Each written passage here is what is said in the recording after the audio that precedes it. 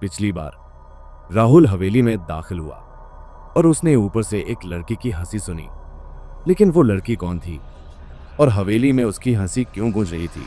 अब आगे सीढ़ियों के पास खड़ा था। उसकी सांसें तेज चल रही थीं। वह हर कदम धीरे धीरे चढ़ रहा था और सीढ़ियां चरर चरर की आवाज कर रही थी। ऊपर पहुंचते ही उसे ठंडी हवा का झोंका महसूस हुआ। लंबा अंधेरा गलियारा, टूटी खिड़कियां और झूलते जाले। राहुल समझ नहीं पा रहा था लौट जाए या सच का सामना करे, लेकिन उसकी जिज्ञासा उसे रोक रही थी। उसने टॉर्च जलाई। धूल भरे कमरे में रोशनी घूमने लगी। दीवारों पर पुरानी पेंटिंग्स टेढ़ी मेढ़ टंगी थीं। अचानक एक पेंटिंग हिलने लगी। पेंटिंग के पीछे से खटखटाने की आवाज आई। उसने पेंटिंग हटाई तो एक छोटा बंद दरवाजा दिखाई दिया, लेकिन तभी पास के आईने में किसी लड़की की परछाई दिखी। सफेद कपड़े, लंबे खुले बाल और चेहरा धुंध। मुझे बाहर निकालो कृपया, बहुत देर हो जाएगी।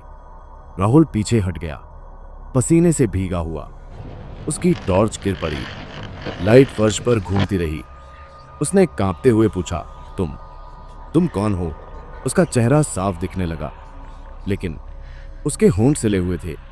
आईना दरकने लगा। खिड़कियां अपने आप खुलने लगी। हवा तेज हो गई और दरवाजे धड़ाम धड़ाम बंद होने लगे। अब राहुल को समझ आ चुका था, यह हवेली साधारण नहीं, यहां कोई कैद है और वो आत्मा आजादी चाहती है। लेकिन क्यों? राहुल पीछे भागा, लेकिन उसने देखा गलियारे का दरवाजा गायब हो चुका है। अब बस वही टूटा आईना और उसमें कैद वह लड़की की डरावनी फुसफुसाहट, लो विस्पर, अगर तुमने मेरी मदद नहीं की तो तुम भी यहीं हमेशा के लिए कैद हो जाओगे।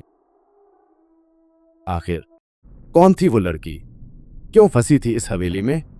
और क्या राहुल सचमुच बच पाएगा? जानने के लिए देखना मत भूलिएगा अधूरी हवेली का राज पार्ट 3।